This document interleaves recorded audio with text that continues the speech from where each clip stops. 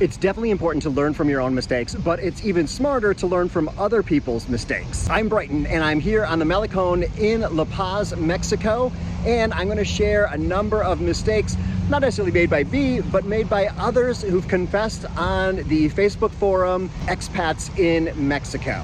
So let's take a little walk and learn those mistakes that you don't need to repeat. So this first mistake is an important one. It's from Dina, and she says that this mistake is thinking that mañana means tomorrow. So often the meaning of mañana, yes, it is tomorrow. It can be in the morning, but it also kind of means in the future. So especially if you're working with a contractor or something, just remember mañana doesn't mean tomorrow. It means not today. Number 2 is from Pat, and she claims that this was her husband that made this mistake. It's ordering tortillas de nariz instead of ordering tortillas de maíz. So maiz, of course, is corn. Nariz is your nose. I don't think anyone wants tortillas from your nose.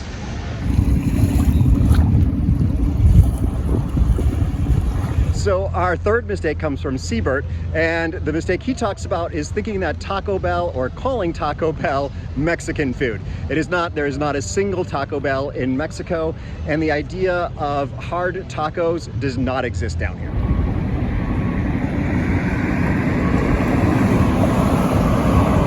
So this is a really important one. This is from Juan Carlos, and this mistake is thinking that the M means men's room when you're in a restaurant or using a public toilet. So the M means mujer, which stands for women, and the men's room will typically be noted as caballeros or hombres. And the restrooms themselves are typically labeled servicios, or I've seen it WC, water closet, which is what the Europeans use. If you are enjoying this list, I would love it if you click the subscribe button and the little bell icon. I provide videos like this to help Americans and Canadians who want to move to Mexico. Provide at least 1 post a week, and 2 if I'm having a good week. So George posts about a similar mistake, and that is thinking that C on a water faucet stands for cold. C down here is for caliente, or hot, and F is typically used for frio, or cold. Let's just have a quick break here as we talk about one mistake that you don't want to make, and that mistake would be not moving to Mexico. Look at it is gorgeous here. So our next mistake is from Cassandra, and she says that it's a mistake to think that a stop sign means stop. And now this is a very controversial idea here, but most Mexicans do not stop at stop signs. They roll through. They're very good at giving the right of way to the person who has it, but if there's no one else there, why come to a complete stop? This is tricky though when you're a gringo, especially one with tourist plates, because the police may decide that you're actually supposed to stop completely. Now, the flip side of that is I nearly got a ticket once for slowing down too much at a stop sign. So here's one that you really just can't win at. Adding to that a little bit is Richard, and the mistake that he points out is explaining to a Mexican how to drive. Clearly, we are guests in their country, and they have their customs and their way of doing things here. You don't need to drive like an American, and neither do they.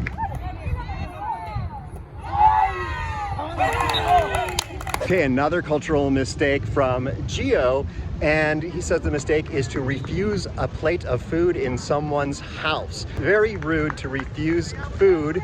So no matter how stuffed you are, you have a little bit more space when you're visiting someone's home.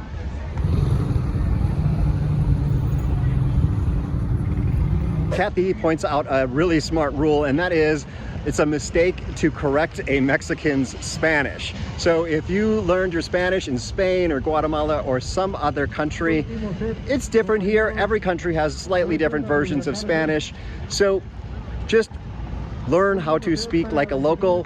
If you know Spanish from another country, it shouldn't be that hard to learn the little differences of Mexican Spanish. And related to that one, Brian points out that you should never tell Mexicans to speak English.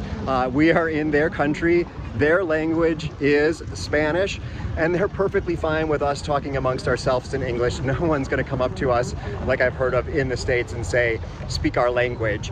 However, if you do it politely, you can say something like, hablo solamente un poquito español, puede hablar inglés. So learn a little bit of Spanish, at least enough to explain that you don't understand their language and you need them to speak English, or pull out your phone and use Google Translate, because that is really common here. If you get out your phone, people will understand what you're doing. In La Paz here, a lot of people don't speak English. It's not like Cabo or some other places that really cater to Americans and Canadians or Europeans. This is a place that's mostly local. It is the state capital of Baja California Sur. And there's a lot of professionals here, a lot of tourists in from Mexico City. If you go to the nicer restaurants, you'll probably find people speaking English. Otherwise, it's really good to know some Spanish living here.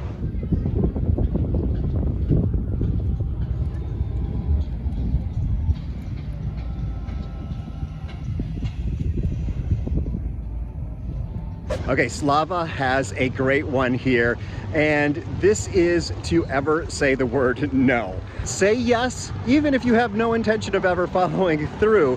It's a cultural thing, and it's probably most important to understand when you're on the receiving end of a yes, is that the person is trying to be polite and saying that they'll help you with something, but they really might not have the ability or the time or whatnot to help you.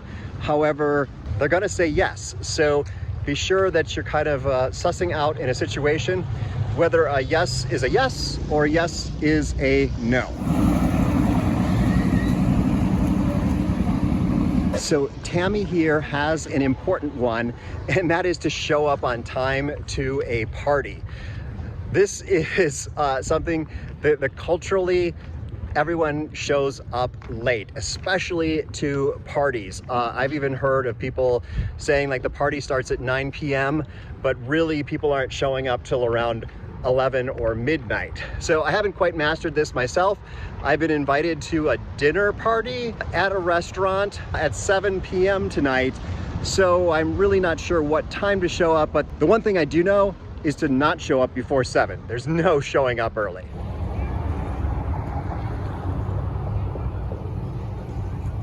So this one is a bonus one, and it's from Russ, and he says that it's a big mistake to wear that red cap. Y'all know which red cap I am talking about. There are liberals and conservatives that live down in Mexico. Of course, there's more liberals because there's probably more likely to travel and more accepting of other cultures. However, when someone calls you rapists and criminals and drug dealers, and maybe there's a couple of good ones, typically folks aren't super excited about that person. So tend not to flaunt any kind of red caps. So hopefully that wasn't too jiggly of a video. I am just hand holding this, so not my typical video, but I wanted to get something together quick, just stealing from the Facebook group, once again, Expats in Mexico. Lots of great stuff to learn there. If you've got questions about living in Mexico, definitely check it out. Be sure to search through for the answer before you post your question, because you might be the 10th person posting the same question just this week. And I've got a video about joining Facebook groups that you can find over here, and something else that YouTube thinks is perfect for you up there. I'll see you in the next video.